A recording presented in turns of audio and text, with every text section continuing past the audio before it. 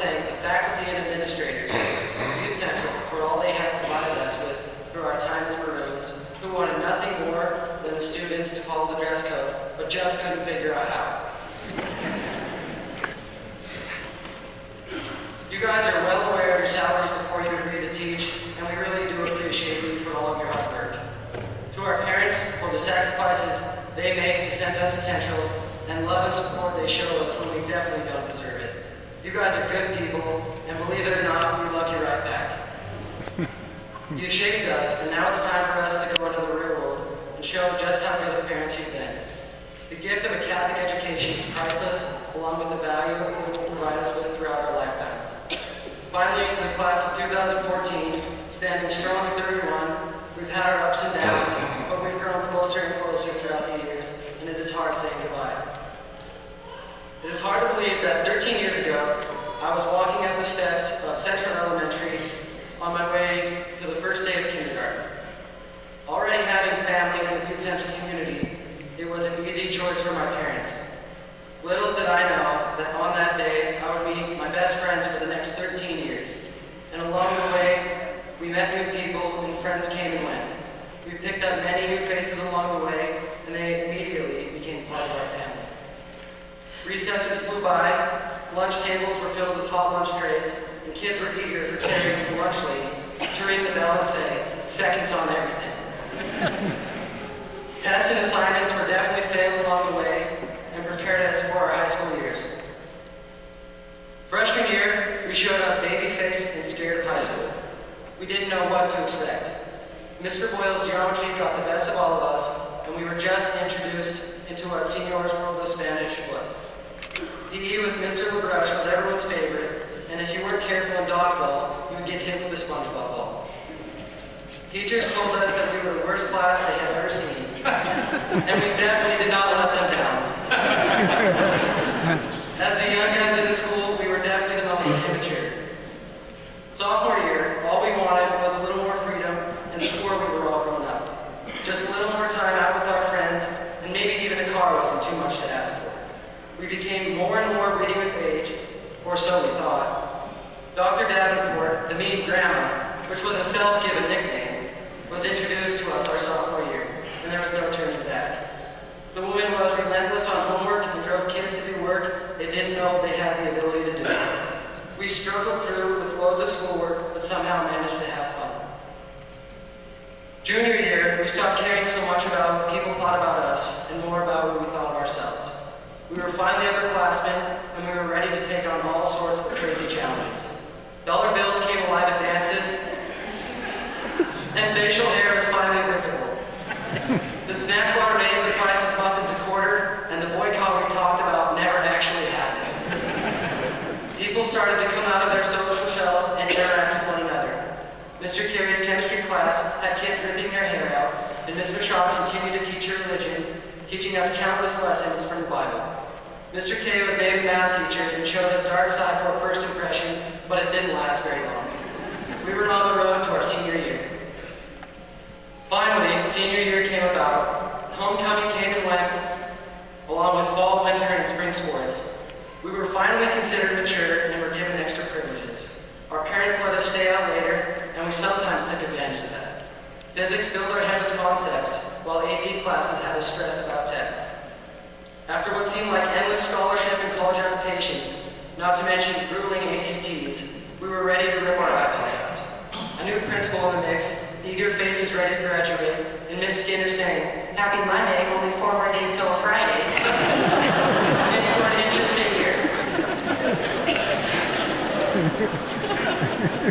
We made some major life decisions about college and made promises to people to never forget about them or any memories. And here we are on graduation day, reminiscing on all the times we've had together. Our parents still don't want us to leave 13 years later. That's a lot of time to be in one place. You really get to know the people around you well, maybe too well. So what better way to show it than to give a great memory of each person? Brant, when you dyed your hair red in junior high, you claimed it was from the blood of the innocent and got an ISS for it. Aaron, your creepy basement we never would admit we were afraid of, but none of us could stay down there for more 5 minutes.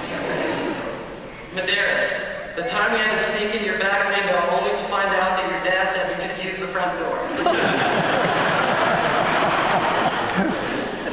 Boggs, you still haven't laughed at one of my jokes. D-Goods, when you got smoked in the head with the basketball twice in warm-ups at state last year, and even the refs were laughing.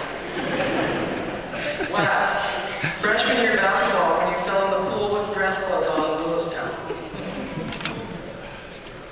Schulte, in junior high when you decided it would be a good idea to try to run across a frozen pond and fell through the ice and broke your phone. Wyatt, I've never run faster in my life than when you chased me through the woods with a leaf blower in the dead of the night.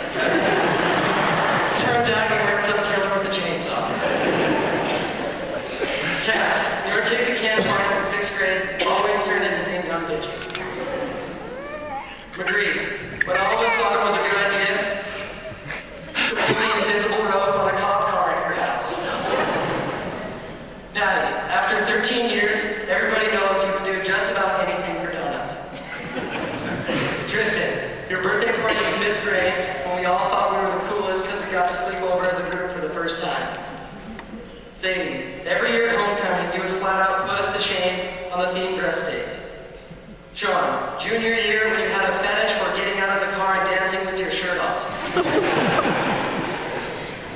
Ranky, I think we can all agree that the calculator in your head never actually works. Jim Lin, you've taught me more swear words in Chinese than I know English.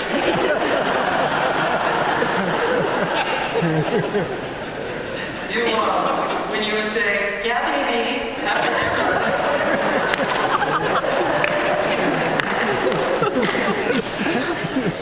You how? You were the only person in physics who knew what was going on. Jared, the perm you had in junior high days was the cleanest cut I've ever seen. Brian, on the basketball trips when you took down everybody in rap battles. Madison, nobody has ever beat you in a dance-off still to this day. Rachel, I put your name in literally every song I've ever sang in high school. Shelby, I don't think you stopped laughing for the past 4 years.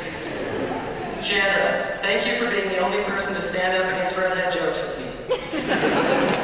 Riley, whenever I found a funny video on the internet, I would show it to you first because I knew that you would laugh harder than anyone else. Nate, sophomore year when we buried the girls' cars with snow, and while they were trying to dig them out in -degree weather, you spun cookies around them. Jimmy, the time we bought laxatives and snuck them into people's drinks.